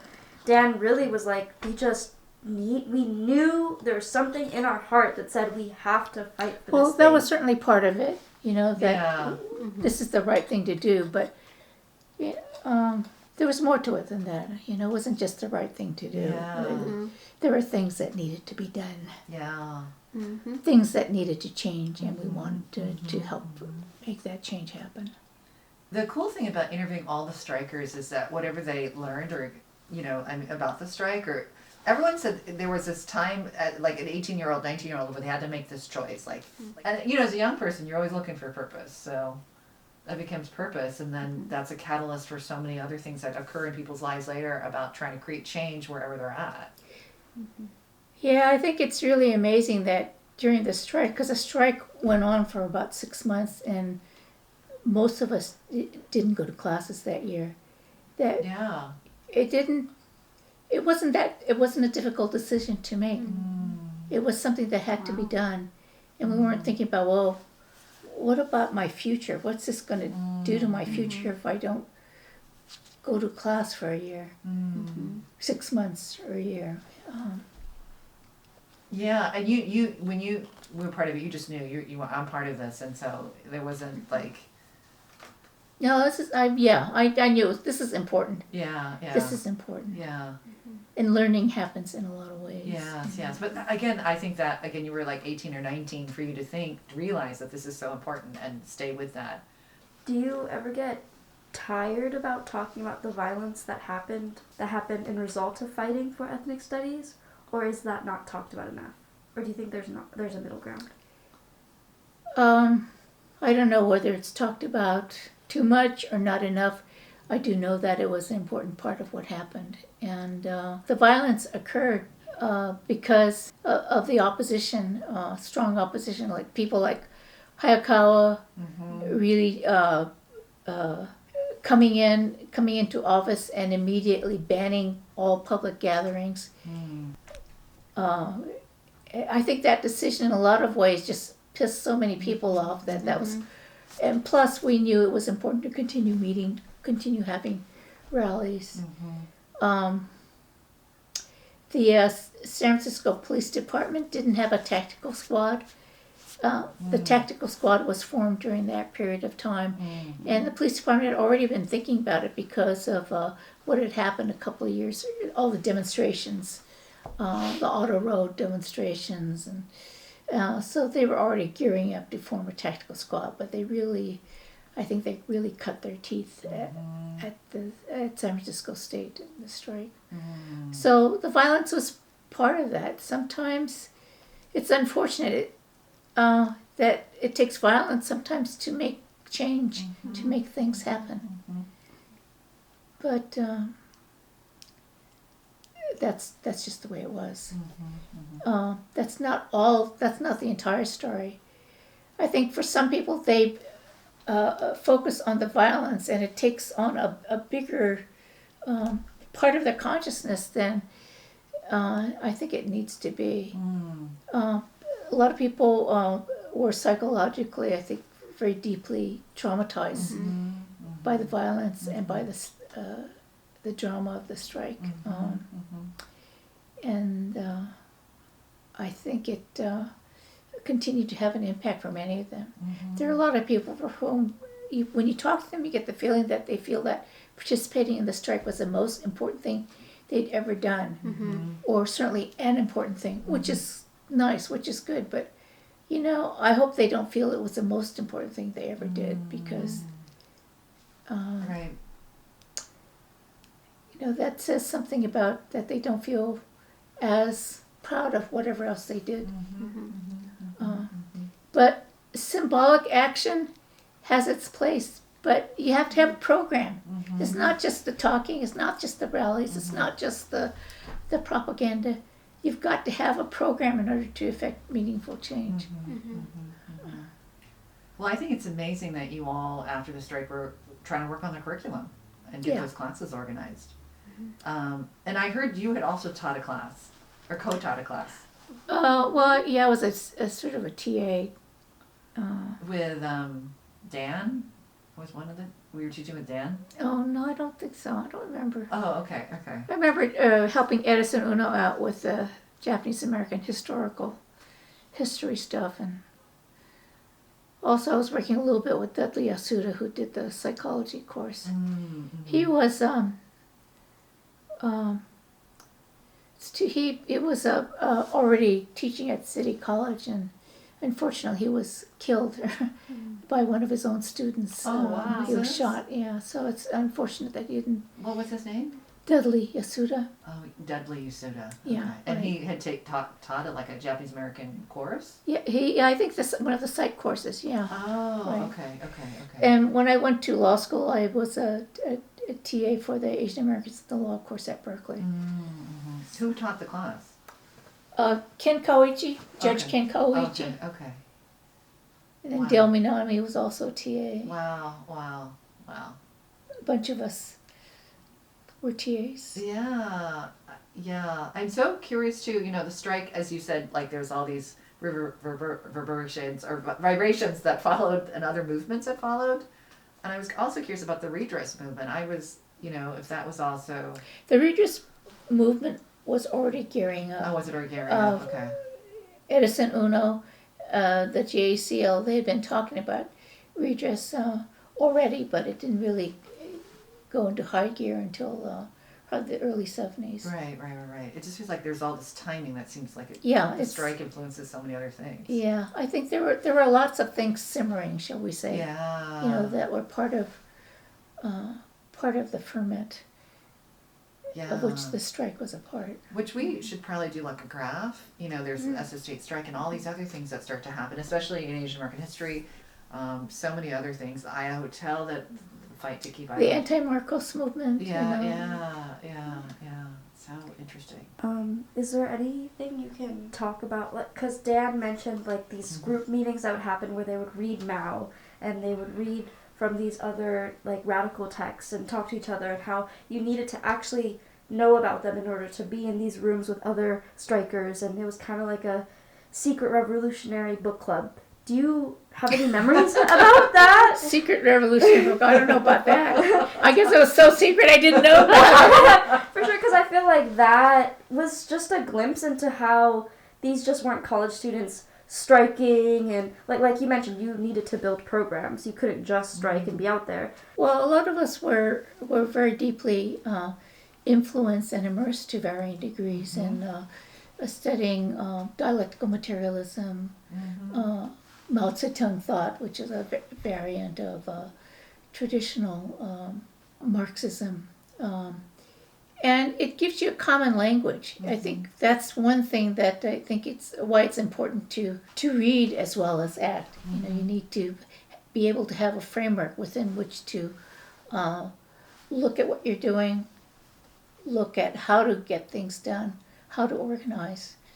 So that was something that we all did to varying degrees. In terms of the secret book club, I really don't know about it, so I guess it really was a secret book club. For sure. So after you graduated from SS State, did you work for a bit or you went straight to law school? I went straight to law school. Okay, and then after you graduated from law school, what did you do?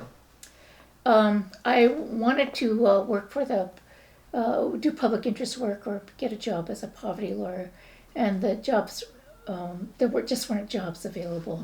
When I was in law school, I interned for Public Advocates, which was the public interest law firm that actually did the OFJ, the Officers for Justice lawsuit against the San Francisco Police Department and later on the fire department, that really opened up the opportunities. So I was really influenced by that. But I couldn't get a job. There just were very few of the public interest jobs. So for the first year, I worked with a plaintiff's antitrust law firm. I thought, oh, that's close. Antitrust, busting big business, that's public interest, isn't it?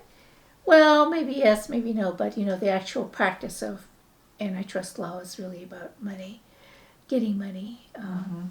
So I did that, and then in the meantime, there were some openings that came up at the Alameda County Legal Aid Society, which I applied for, and so I worked for the Legal Aid Society for about 2 years, and then I also worked for the Employment Law Center, which was a public interest law firm, privately funded, not governmentally funded. And at the Employment Law Center, I did a lot of work on trying to advance the rights of employment rights of ex-offenders. And we there are a couple of lawsuits that I worked on that I think managed to make a dent. One of them was I had a client who was a CETA worker, temporary. It was a jobs training program, and so it funded a lot of temporary jobs for a lot of folks. And my client was a young kid who worked for the city of Alameda, and when he applied, there was a questionnaire, and it asked if he'd ever been arrested, and he said no. And it turned out that he had actually been busted for having marijuana, but he thought it had been expunged, so he wasn't trying to deceive anybody. And it came to light that he had been arrested, and unfortunately the city of Alameda, their charter said you can't fire anybody who's ever been arrested. So I filed suit in federal court, got that knocked out. Oh, good. And the other lawsuit that I'm really proud of is working with a team of other women lawyers we sued the city and county of San Francisco, to try to force them to have a work furlough program for women prisoners, because there was one for men. Work furlough is a program where prisoners who are still serving time can leave and work during the day and then come back and continue to serve time. There was opportunity for men, but none for women. So we were able to get the city to develop work furlough for women. Wow. So That's so cool. These are monumental legal cases. That, yeah, and then the law started becoming a lot more conservative, unfortunately.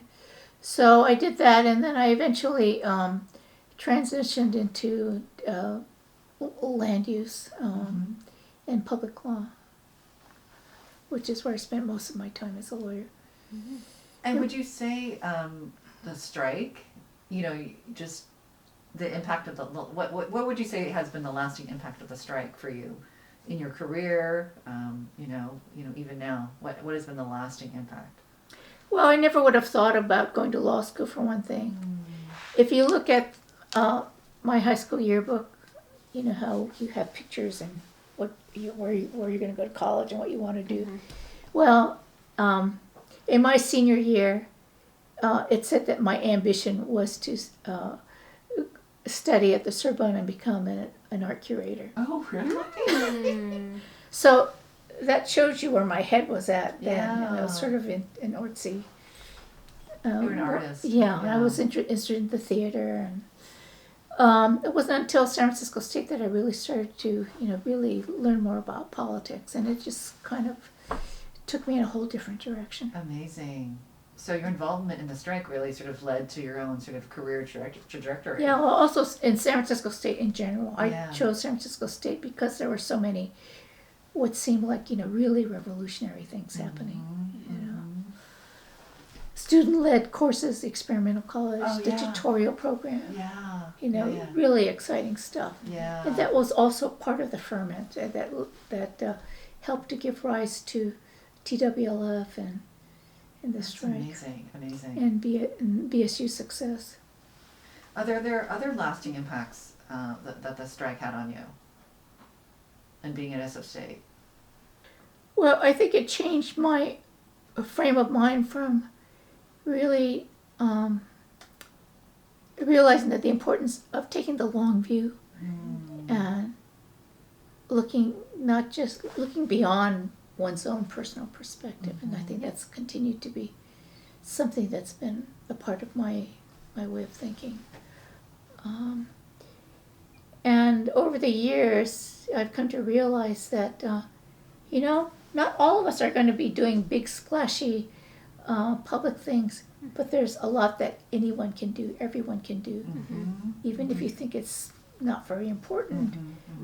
Kindness. I really do believe that even small actions have their own ripple effect, and we can, no matter who you are, where you are, we can all do something to help other people and do what we can. Yeah, no, that's powerful. Yeah, and I think the strike created like these movements, like Yeah, a right. movement. When you look back, do you, I mean, I don't know who, like, of your friend, like, when you look back, I was just, yeah, I don't know, you were like 18 to 22. Yeah, I feel like you were so mature and you were like a leader, and you know, I don't know, I find it kind of amazing that, you know, it's, I was a little bit precocious in some ways, you know. yeah. Because I had lots of questions. I had lots of questions from a pretty early age. You know, Right, just right, the right. way, just the way my mind worked, I guess. Yeah, and willing to be the leader for APA, and having that courage, you know, and Well, somebody had to do it. I know, but it's good. I mean, I wasn't doing it to put myself forward, but somebody had to do it. Exactly. But that somebody had to do it. I'm wondering, has that always guided you through your life too? Because I feel Yeah, like actually- you might have been like the first in a lot of situations, the first female, the first Asian American female, just like the first everywhere you went, right? So I don't know if that kind of like someone has to do this. Like it is a kind of courage. Yeah, I suppose. Yeah, because I believe that it's important to stand up for the right thing at an early age. And Yeah. it didn't always sit that well because I was the kind of kid who asked a lot of questions and I did question things. It didn't go over that well in a Catholic school. Oh, yeah. I'm just thinking about what we asked Dan. We asked him about his reaction to the assassination of MLK. Oh yeah, did we ask you that? I don't think we asked you that last time. No. What was going on with you at that moment in time? Well, you know, in a way, the assassination of Martin Luther King, although it stood out, there was so much that was happening during that period of time. JFK also was assassinated around that time. You know, there was Vietnam, and even though I knew who Martin Luther King was and how important he was, it did affect me in the sense that I thought that I realized that the reason why he was assassinated was because he was effective. He was an important leader. And it just made me want to realize that, you know, you can't let that events like that stop you. But that is the risk that that comes with stepping out. And it did affect me in terms of you know, sort of really solidifying my sense that, you know, it's important to keep on going. And to stand up for what is right. We did ask her about solidarity and what that looked like. It's interesting because we're getting diverse answers of what solidarity looked like and what it is. Interesting, really. Yeah, Nesbitt said it was listening. And Mason also too. So I don't know at the general committees. Well, I think I was sort of saying that in a different kind of way. Yeah. Being respectful, you know, inviting other points of view, and Yeah. It's good to have that because I think sometimes, but Mason said that often people tell their own stories so that you could hear it. yeah, a lot of those meetings were pretty long meetings. Was there arguing too? Yeah. Okay. A lot of arguing. Yeah. How did the arguments get resolved? You know, because sometimes, you know, how do you get to solidarity if you're arguing all the time? You just you know, try to move through it until you can reach some kind of consensus. And sometimes you still disagree, but again, democratic centralism was what we operated by. You may continue to disagree, but We have to move forward. in the final analysis, Yeah. decisions get made and you move forward. Yeah, and then try not to take it personally. Yeah, right. Yeah, because that's the other thing was how you get to solidarity. Because some people can take it personally and then there's no solidarity. Oh yeah, Yeah. Yeah, it's not about the individual. Yeah. So that's a question we're asking because, you know, it was the first multiracial, multi-ethnic coalition I'm aware of in U.S. history. I wouldn't know. Yeah. Oh, actually, I did have a question. My question is, did you have any like younger family members or people who came after you? And what was their understanding of what you did? Like, do they know? Well, I had a really small family. I had my sister. There were just two of us, and I never talked to her about it, so I really don't know. But she was never politically active. And I don't know about. One of my cousins became a teacher, which I think is really important. Continues to be really important work. But none of my relatives, I'm talking primarily about my relatives on my father's side, because my relatives in Japan, I don't even know who they were for the most part, was politically active. So Dan talked about, in addition to the strike, but parts of the strike also, a big thing was sex, drugs, and rock and roll. What's your take on that? And the Yeah. partying, there was a partying, but there's organizing. There's a lot of party. I wasn't into the whole partying scene. Yeah. But that was how you bonded too, Oh, interesting. You worked hard and you played hard. Okay. You played together and you walked the lines together. Oh, interesting. And the drugs was part of that too. Okay, so that was the bonding. Yeah. Interesting. It's a way to bond. I mean, those were the times, right? But you weren't involved in that.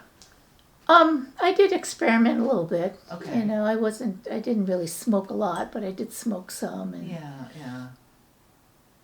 Weed or whatever. yeah, right. Oh, right. Right. I actually also smoked tobacco. I was a chain smoker.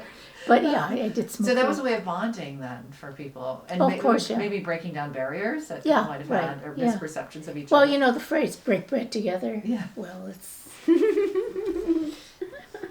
well, some of that too. You ate together, but Yeah, you sometimes- smoked together, yeah, you kind of like- dropped acid together, or whatever it is. And that might have made the coalition stronger. Yep, that was a secret weapon. That was a secret weapon because when you're arguing all the time, maybe this other part was a way to just ease the Yeah, tension. mellow up together, Yeah. space out together. So, look at the stars. Or party together. Yeah. Partying. There was a big party ethos, but it was important. I understood that. I was just not a party person. Yeah. Well, I don't know. I mean, you strike me as the intellectual of the group, so everyone is partying, and Yeah. you're still kind of helping lead Yeah, the way. it's kind of heady. It's like, just Well, sorry. we needed that. 'cause Yeah, seriously, you're like, come on, guys, get it As together. everyone else had the hangover, we need you to keep going. Oh my goodness. Well, there's a role for everybody. That's that was always a question I had because I think Dan was describing it all. And I was like, He mentioned it so often in the interview last week. He was just like, "Yeah, I know who smoked weed, but I can't tell you because they don't want others to know." and I was like, how would everything get done if everyone's high all the time? They got their best ideas. Yeah, maybe that. Yeah, got their best ideas, or at least it broke down the barriers. I think with one another and the bonding. It sounds like. Yeah, and also it relieves some of the stress, right? Yeah, release some of the stress. Oh yeah. I Because know. so much was going on during So that much time. was going on.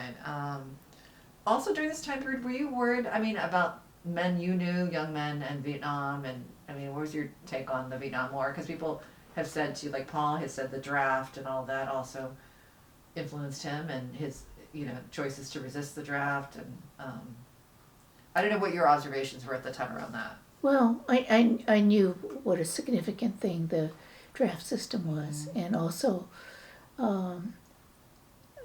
how disproportionately how the disproportionate impact of the draft on third world communities, black and brown communities in particular. Yeah. Because it definitely felt like for certain several of the like Paul, that was really key and kind of led him into the strike, I guess. Yeah. Well, in a lot of ways, being able to go to college also had life and death impacts, because one of the ways in which you could defer the draft was a student exemption. But you had to be in good standing at a vocational school or a college in order to qualify for that exemption. Wow. So not having the opportunity to even go to JC, much less a college, had potentially life and death implications for young men who were subject to the draft. Amazing.